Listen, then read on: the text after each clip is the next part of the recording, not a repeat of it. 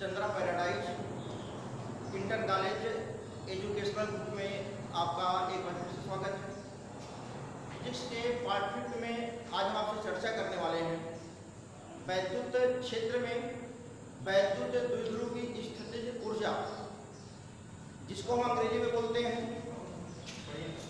Potential energy of an electric dipole in an electric field.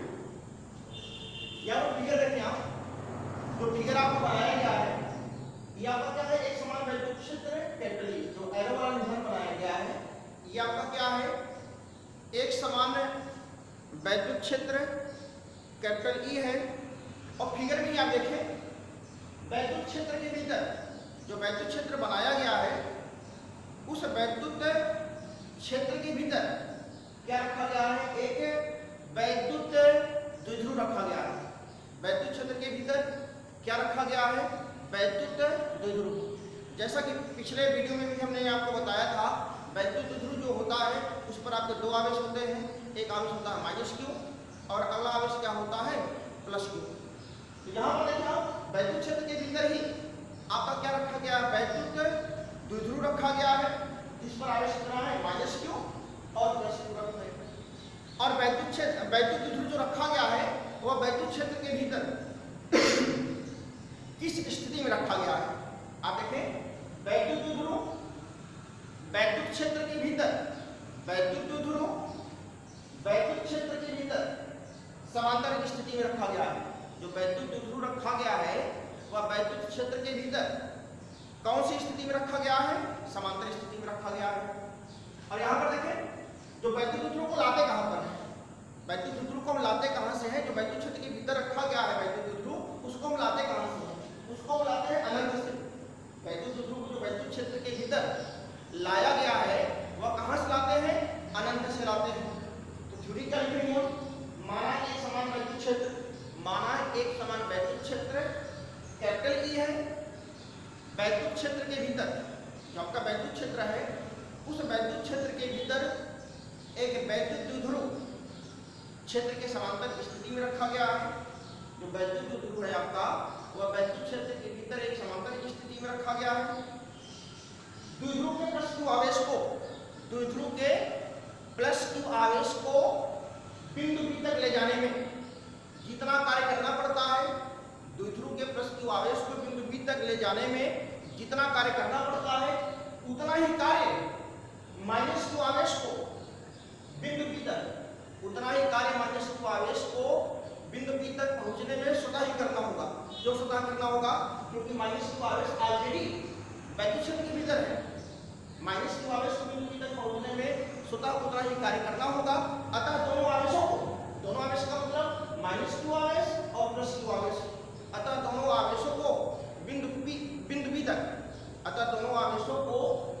B तक पहुंचने में परिणामी कार्य कितना प्राप्त होगा, 0 प्राप्त होगा। अब परिणामी कार्य 0 कैसे प्राप्त होगा, क्योंकि यहाँ का आवेश कितना +Q है और यहाँ का कितना है, -Q है। अगर आवेश बराबर और चिन्ह विपरीत है तो एक ही स्थान पर पहुंचने के लिए दोनों की वैल्यू कितना हो जाएगा, 0 हो जाएगा। लेकिन -Q आवेश को बिंदु B तक पहुंचने में कितना अतिरिक्त दूरी तय करना पड़ता है। यहाँ से यहाँ तक की दूरी देखिए आप 2L दूरी है। इसका मतलब क्या है, -Q आवेश को बिंदु B तक पहुंचने में 2L दूरी अतिरिक्त तय करना पड़ता है। अतः -Q आवेश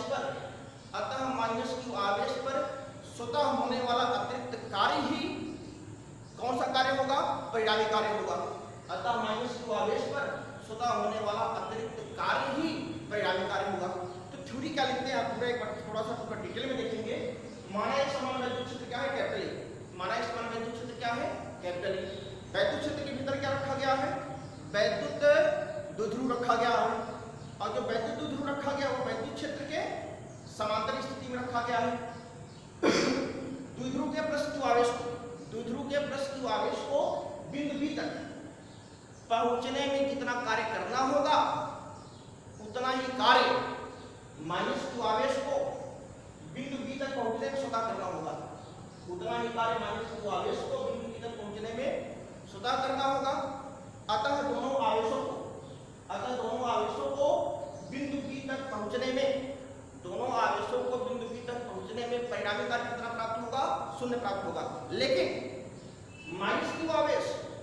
माइनस क्यू आवेश 2l दूरी अतिरिक्त तय करता है। माइनस क्यू आवेश 2l दूरी कितना तय करता है? अतिरिक्त तय करता है। अतः माइनस क्यू आवेश पर स्वतः होने वाला अतिरिक्त कार्य ही परिणामी कार्य होगा। हम क्या निकालेंगे? माइनस क्यू आवेश पर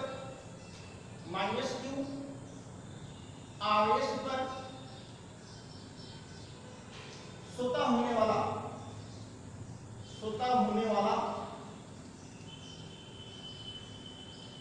अतिरिक्त कार्य बराबर, जैसा कि आप जानते हैं कार्य बराबर क्या होता है? बल गुणे विस्थापन। माइनस क्यू आवेश पर स्वतः होने वाला अतिरिक्त कार्य बराबर माइनस क्यू आवेश पर लगने वाला बल, माइनस क्यू आवेश पर लगने वाला बल गुणे माइनस क्यू आवेश पर अतिरिक्त विस्थापन। देखिए जो फार्मूला लिखा गया, फार्मूला कुछ अलग सा नहीं है। जैसा कि आप फार्मूला सिंपल सा एक फार्मूला जानते हैं, कार्य बराबर फार्मूला होता है कार्य बराबर बल गुणे विस्थापन। तो यहाँ पर माइनस क्यू आवेश पर जो कार्य होता है वह स्वतः हो रहा है। अब तो क्या लिखेंगे हम?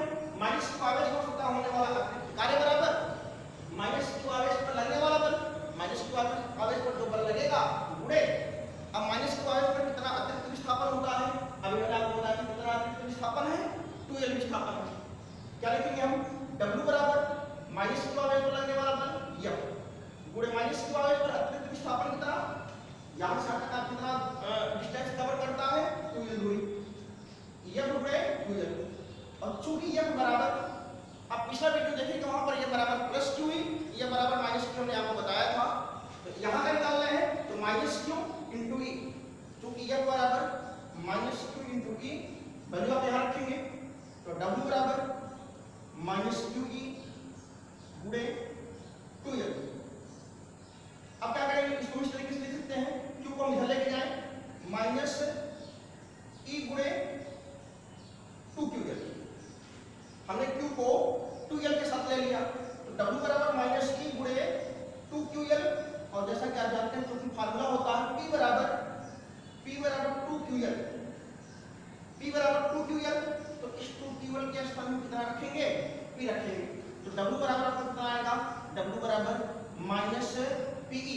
W बराबर आपका कितना आता है? W बराबर माइनस PE। इसका मतलब यहाँ पर किया गया कार्य, जो हमने कार्य निकाला है, कार्य आपको कितना प्राप्त हुआ? ऋणात्मक कार्य प्राप्त हुआ। जो कार्य हमने निकाला है वह कार्य कैसा प्राप्त हुआ? ऋणात्मक प्राप्त हुआ। क्या लिखेंगे हम? उपर्युक्त कार्य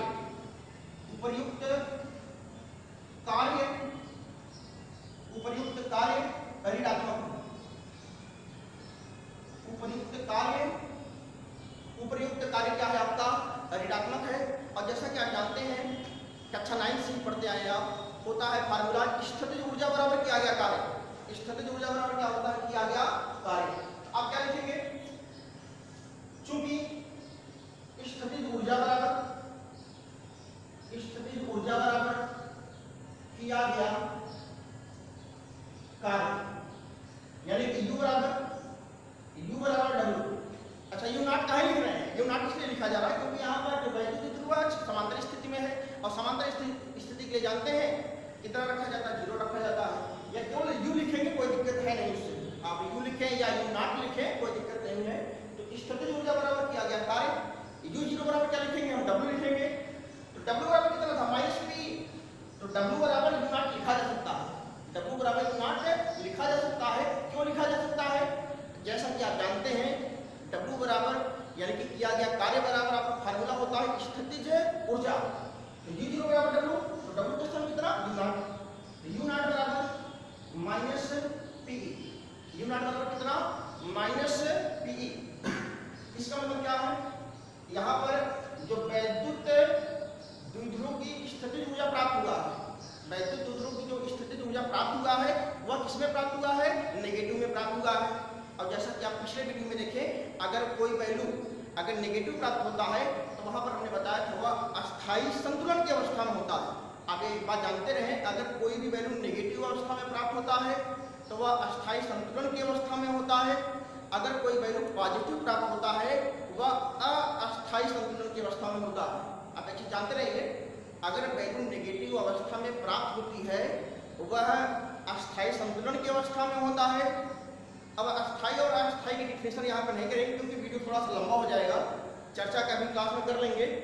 तो यू नॉट बराबर माइनस पी, आप सिंपल से जानते रहेंगे यहाँ पर अगर वैल्यू नेगेटिव प्राप्त होता है तो जानते रहे कि अस्थायी संतुलन की अवस्था में है। तो यहाँ पर क्या करेंगे, वैद्युत द्विध्रुव की स्थितिज ऊर्जा, वैद्युत द्विध्रुव की स्थितिज ऊर्जा अस्थायी संतुलन की अवस्था में है और वैद्युत द्विध्रुव को वैद्युत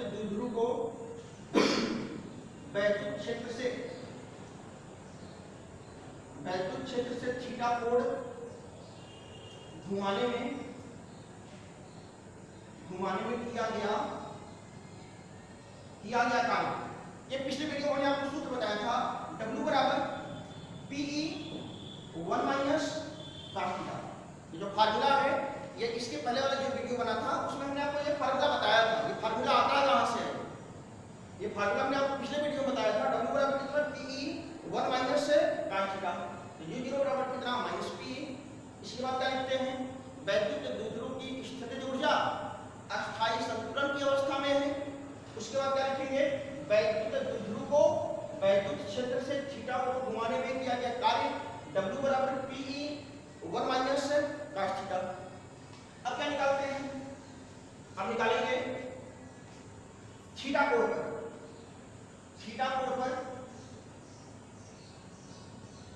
वैद्युत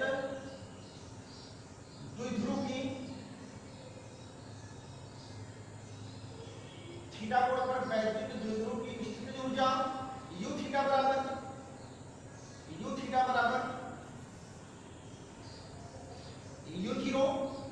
प्लस W, यानी कि दोनों को क्या करेंगे, हम जोड़ेंगे। थीटा कोण पर वैद्युत द्विध्रुव की स्थितिज ऊर्जा U थीटा बराबर U0 प्लस W। अब देखिए आप, U0 की वैल्यू कितना है? Minus PE। W की वैल्यू कितना है? PE 1 minus cos theta. अब इन दोनों की वैल्यू यहाँ रखेंगे, या इसको आप इस तरीके से बोल सकते हैं, इसको हम कहते हैं समीकरण 1, इसको बोले समीकरण 2, इसको बोले समीकरण नंबर 3।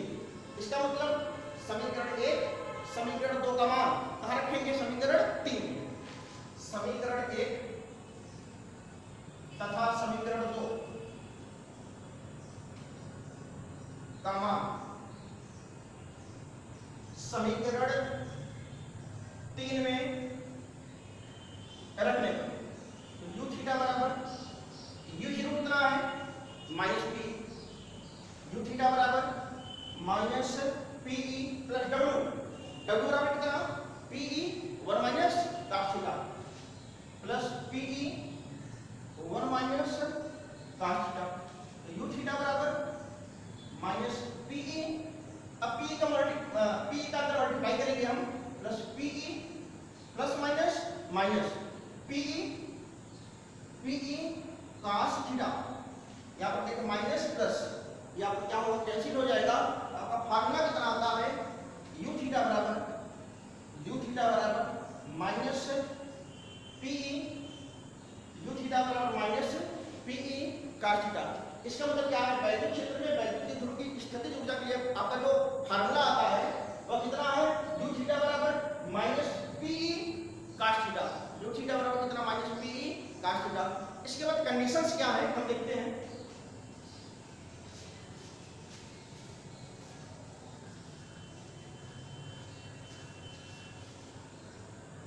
कंडीशंस क्या है?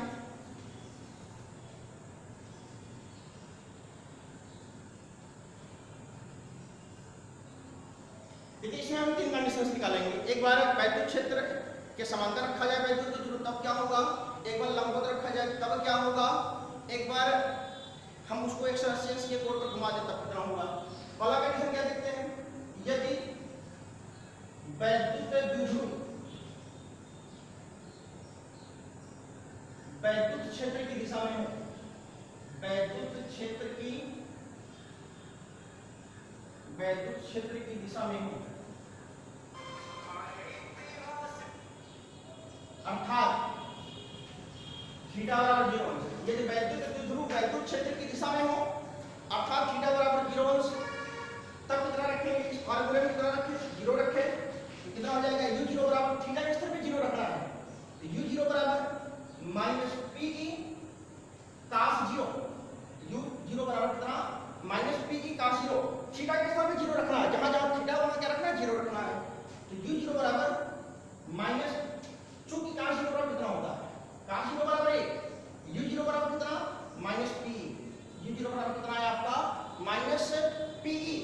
इसका मतलब क्या है, इसका मतलब आपका है वैद्युत द्विध्रुव की स्थितिज ऊर्जा, वैद्युत द्विध्रुव की स्थितिज ऊर्जा क्या है, ऋणात्मक प्राप्त होता है। वैद्युत द्विध्रुव की स्थितिज ऊर्जा क्या प्राप्त होता है, ऋणात्मक प्राप्त होता है। और अभी हमने आपको शुरू में बताया था कि अगर वैल्यू ऋणात्मक प्राप्त होती है इसका मतलब क्या है, वह अस्थायी संतुलन की अवस्था में।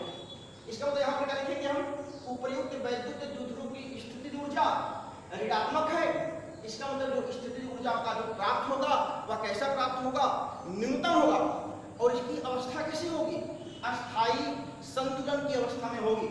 नंबर दूसरा कंडीशन आपका क्या है, नंबर दूसरा कंडीशन आपका है यदि वैद्युत द्विध्रुव, यदि वैद्युत द्विध्रुव वैद्युत क्षेत्र के लंबवत, वैद्युत क्षेत्र के,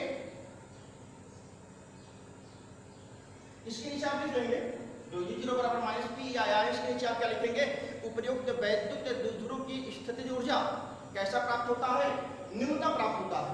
अर्थात वैद्युत द्विध्रुव की स्थितिज ऊर्जा, अर्थात वैद्युत द्विध्रुव की स्थितिज ऊर्जा अस्थायी संतुलन की अवस्था में प्राप्त होगा। अब नंबर दूसरा कंडीशन क्या था, यदि वैद्युत द्विध्रुव वैद्युत क्षेत्र के लंबवत हो अर्थात थीटा बराबर 90 अंश। इसका मतलब जो आपका यह वाला फार्मूला है, जहां पर थीटा है, जहां जहां थीटा है, थीटा के स्थान पे क्या रखना है, आपको 90 रखना है। तो u90 बराबर माइनस पीई cos 90, जैसा कि आप जानते हैं cos 90 बराबर आपका होगा 0, तो माइनस पीई में 0 का मल्टीप्लाई करेंगे कितना आएगा, 0, u90 बराबर 0। इसका मतलब क्या है, अगर वैद्युत द्विध्रुव को वैद्युत क्षेत्र के लंबवत रखा जाए, वैद्युत द्विध्रुव को वैद्युत क्षेत्र के लंबवत रखा जाए, तब वैद्युत द्विध्रुव की स्थितिज ऊर्जा, वैद्युत द्विध्रुव की स्थितिज ऊर्जा कितना प्राप्त होगा, 0 प्राप्त होगा। नंबर अगला कंडीशन क्या है, नंबर तीसरा कंडीशन,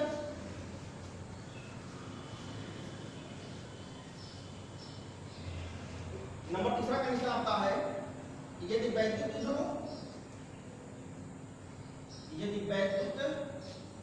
द्विध्रुव को वैद्युत क्षेत्र की दिशा में, वैद्युत क्षेत्र की दिशा से 180 अंश के कोण पर घुमा दिया जाए, या दूसरे तरीके से हम लिख सकते हैं, अब हम लिखेंगे नहीं, आप लिख सकते हैं, यदि वैद्युत द्विध्रुव को अस्थायी संतुलन की अवस्था से घुमा दें, वैद्युत द्विध्रुव को हम किस अवस्था से घुमा दें, अस्थायी संतुलन की अवस्था से घुमा दें। अस्थायी संतुलन की अवस्था से घुमाने का मतलब क्या है, कितने अंश के कोण पर घुमा दें, 180 अंश के कोण पर घुमा दें, तब क्या लिखेंगे। अब इस फार्मूला का ये है, जहां पर थीटा है बस थीटा के स्तर पर क्या रखना है, 180 रखना है। u 180 बराबर माइनस पीई cos 180, आप जानते हैं cos 180 equal to -1, cos 180 equal to -1। अब cos 180 के स्तर में क्या रखना है, आपको -1 रखना है, तो u 180 equal to minus pi गुणे -1, cos 180 इक्वल टू कितना, -1 कितना आपका, -1 आपका हो जाएगा प्लस कितना होगा, u 180 equal to pi, u 180 equal to कितना है आपका p, और यहाँ की वैल्यू क्या है, पॉजिटिव वैल्यू है। इसका मतलब क्या होगा, अगर हम वैद्युत द्विध्रुव को वैद्युत क्षेत्र से 180 अंश के कोण पर घुमा दें, या इस तरीके से लिख सकते हैं, वैद्युत द्विध्रुव को वैद्युत क्षेत्र से अस्थायी संतुलन की अवस्था से घुमा दें, तब वैद्युत द्विध्रुव की स्थितिज ऊर्जा कितना प्राप्त होगा, अधिकतम प्राप्त होगा। और अगर अधिकतम प्राप्त होता है तो उसको हम क्या लिखते हैं, वैद्युत द्विध्रुव की स्थितिज ऊर्जा आपकी कौन सी अवस्था में होगी? अस्थायी संतुलन की अवस्था में होगी। बस आप सिंपल से एक बात जानते रहे, अगर वैल्यू आपकी नेगेटिव प्राप्त होती है, इसके पहले भी हमने आपको बताया था, एक बार फिर बता देते हैं, अगर आपकी वैल्यू नेगेटिव प्राप्त होती है वह अस्थायी संतुलन की अवस्था में होती है, अगर वैल्यू आपकी पॉजिटिव प्राप्त होती है वह अस्थायी संतुलन की अवस्था में प्राप्त होती है। अगला वीडियो हम देखते हैं अगले लेक्चर में।